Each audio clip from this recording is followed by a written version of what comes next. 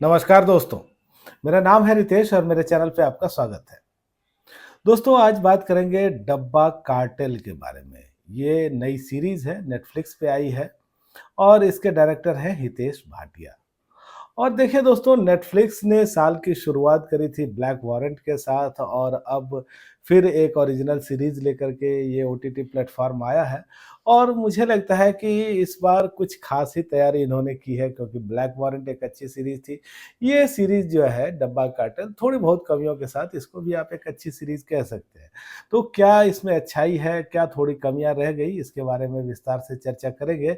लेकिन दोस्तों रिव्यू की शुरुआत करने से पहले एक रिक्वेस्ट आपसे कि यदि आपने अब तक मेरे चैनल को सब्सक्राइब नहीं किया है तो ज़रूर ही कर लीजिएगा क्योंकि वेब सीरीज़ और मूवीज़ के रिव्यू के साथ-साथ आपको यहाँ मिलती है ओटीटी की दुनिया की हर जानकारी। तो दोस्तों इस सीरीज की कहानी 2 कहानियाँ हैं इनफैक्ट जो कि पैरेलल चल रही होती है और शुरुआत होती है एक रोड एक्सीडेंट से। एक महिला कार चला रही होती है, वो नींद में होती है और फिर एक्सीडेंट हो जाता है। पता ये चलता है कि वो एक ऐसी दवाई दे रही थी जो कि इंडिया में बैन्ड है, जिसमें नशे का एलिमेंट हो सकता है और फिर उस दवाई बनाने वाली कंपनी की जाँच शुरू हो जाती है। गजराज राव यहाँ आपको दिखते हैं जो कि एक अधिकारी हैं इस विभाग के और वो कंपनी में जांच पड़ताल शुरू करते हैं। पुलिस की एक अधिकारी सहायता भानकर उनके साथ असिस्ट करती है और यही कहानी एक और ट्रैक पे चल रही होती है जहां हम देखते हैं राजी को और उनकी एक कहिए मेड है जो कि बाद में पार्टनर बन जाती है माला। तो ये दोनों जो है वो डब्बे का बिजनेस कर रही होती है, होम किचन चला रही होती है और फिर धीरे से यहाँ घुस आती है ड्रग्स। तो पहले ये लोग थोड़ा ज़्यादा पैसा कमाने के लिए गांजा वगैरह सप्लाई करते हैं और फिर धीरे-धीरे ये मामला जो है वो बढ़ता चला जाता है।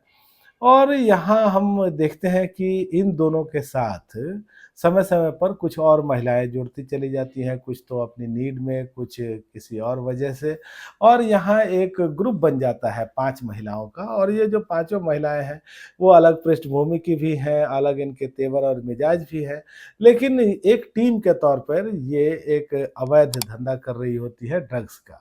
लेकिन बात यहीं ख़त्म नहीं होती, इनके सामने कई मुसीबतें भी आती हैं, कई तरह की दुश्वारियाँ होती हैं और फिर ये कहानी आगे बढ़ती है।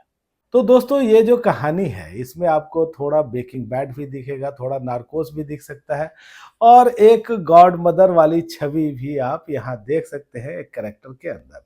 लेकिन जिस तरह से यहाँ कहानी को रखा गया है, लिखा गया है और जो ये कंसेप्ट है वो अच्छा लगता है। ख़ास करके यहाँ जिस तरह से महिलाओं को और ख़ास करके गृहिणियों को दिखाया गया है और एक कहिए कि ड्रग्स के धंधे की परिकल्पना गृहिणियों के इर्द-गिर्द की गई है, वो ज़रूर ही यूनिक है और इसकी जो राइटिंग है वो भी आपको अच्छी दिखती है।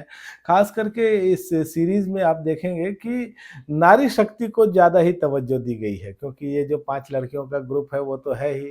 फिर यहाँ आपको लिलेट दुबे बाद में दिखती हैं जो कि एक अलग भूमिका में है या फिर साई तम्हानकर पुलिस की भूमिका में है। तो मतलब हर क्षेत्र में महिलाएँ आपको यहाँ हावी दिखती हैं। और दोस्तों ये सीरीज़ जब आप देखना शुरू करते हैं तो आपको इंटरेस्टिंग लगती है, इंटरेस्ट इसमें बढ़ता ही चला जाता है और ख़ास करके ये सीरीज़ जब एक मोड़ पे आती है, जब आपको लगता है कि ये महिलाएँ तो डर गई, लाचार हो गई, लेकिन फिर वहाँ एंट्री होती है शबाना आज़मी की और जिस तरह से एक दबंग, एक बोल्ड कैरेक्टर उन्होंने निभाया है और उसके बाद इस टीम को एक लीडरशिप दी है उन्होंने, वो सब देखना आपको अच्छा लगता है। तो एक अच्छी कहानी आप यहाँ देखते हैं, वेल एग्ज़ीक्यूटेड कहानी आप यहाँ देखते हैं, वेल रिटन कहानी आप यहाँ देखते हैं और देखिए दोस्तों कुछ कमियाँ तो ज़रूर आपको यहाँ दिखती हैं। ख़ास करके कुछ एक चीज़ें हैं जो थोड़ी अटकती हैं कि अगर किसी ऑफ़िस ने एक मेल करा है किसी एम्प्लॉयी को, तो एम्प्लॉयी को ही करेगा, उसके पार्टनर को क्यों करेगा? या इस तरह की कुछ छोटी-मोटी चीज़ें दिखती हैं या फिर आपको यहाँ लॉ इन्फोर्समेंट के नाम पे केवल एक डिपार्टमेंट की चीज़ दिखती है, पुलिस-वुलिस कहीं दिखती नहीं है। लेकिन ओवरऑल ये एक अच्छी सीरीज़ है, आपको देखने में मज़ा आएगा, ट्विस्ट और टर्न है इसमें कुछ अच्छे डायलॉग हैं और यहाँ अगर एक्टिंग की बात करें तो शबाना आज़मी है यहाँ, तो फिर कहना ही क्या है। लेकिन बहुत सारे कलाकारों के बीच मुझे लगता है कि गजराज राव ने एक अलग ही इम्प्रेशन यहाँ छोड़ा है। उनका जो गेटअप है, जो अपीयरेंस है, जिस तरह से वो ऑन स्क्रीन दिखे हैं, वो कमाल का है। इसके अलावा दोस्तों देखिए यहाँ आपको दिखती है ज्योतिका, फिर निमिषा सजयन है, शालिनी पांडे है, अंजलि आनंद है, साई तमाकर, जेसु सेन गुप्ता आपको यहाँ दिखते हैं। लीलेट दुबे को देखना अच्छा लगता है और फिर यहाँ आपको भूपेंद्र सिंह जादवत दिखते हैं। बहुत सारे कलाकार हैं, तो कलाकारों ने अपना काम ठीक ढंग से किया है। तकनीकी तौर पे ये सीरीज़ अच्छी है, बैकग्राउंड स्कोर कई जगहों पर बहुत ज़्यादा इम्प्रेसिव है, कैमरा वर्क आपको अच्छा दिखता है। तो इस सीरीज़ में है दोस्तों 7 एपिसोड 50 मिनट के आसपास के, 8वाँ एपिसोड सॉरी 7वाँ जो आखिरी एपिसोड है वो तो 1 घंटे से भी ज़्यादा का है, लेकिन ये सीरीज़ जो है वो बिंज वॉच के लायक है। आप देखें, आपको मज़ा आएगा। और दोस्तों मैंने इसको तो काफ़ी एन्जॉय किया है। जो मेरी रेटिंग है वो है 5 में से 4 की। तो दोस्तों आज बस इतनी ही बात। आपको ये रिव्यू कैसा लगा मुझे कमेंट करके बताइएगा, और आपने अगर ये सीरीज़ देखी है तो भी मुझे बताइएगा आपको कैसी लगी। धन्यवाद।